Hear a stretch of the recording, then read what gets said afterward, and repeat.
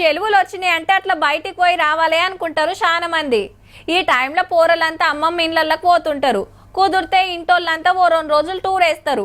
దగ్గర పట్ల చూడాల్సిన జాగాలు తిప్పుకొని వస్తారు. ఈగ ఇప్పుడు తప్పితే మళ్ళా తీర్వాటం దొరకదు కాబట్టి మొక్కులున్నోళ్ళంతా గుళ్ళకు లైన్లు కడుతున్నారు. ఓ పార్ తిరుపతికి పోయేద్దాం పాన్రి, ఆడ ఎట్లున్నదో.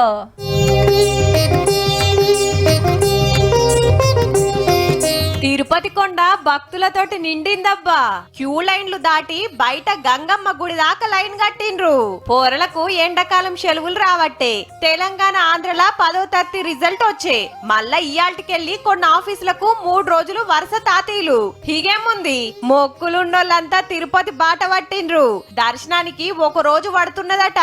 కార్లు బస్సులు కట్టుకొని వస్తుంటే అలిపిరి టోల్ గేట్ కాడ గిది పరిస్థితి. కిలోమీటర్ల కమానం ట్రాఫిక్ జామ్ అయింది. ఒక్కొక్క బండిని చెక్కింగ్ చేసి మీదికి పంపే వరకు మస్తు టైం పడుతుందట. ఈ 3 రోజులు గిట్లనే ఉండొచ్చు. కొండకు పోయేటోళ్ళు జర చూసుకోండి మరి. ఇక మన యాదగిరి గుట్ట నరసన్న గుడికి బగ్గొస్తున్నారు. ఇయాల స్వామివారి జన్మ నక్షత్రం అని గుడికాడ పెద్ద పూజలు చేసిండ్రు అయ్యవార్లు. అట్లనే గుట్ట కింద దేవుని పాదాలకు పూజలు చేసి గిరి ప్రదక్షిణ చేసిండు ప్రభుత్వ విప్ బీర్ల ఐలయ్య సారు.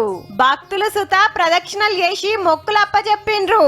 ముంగట కళాకారుల ఆటపాటలు మస్తు సంబరం అనిపించింది.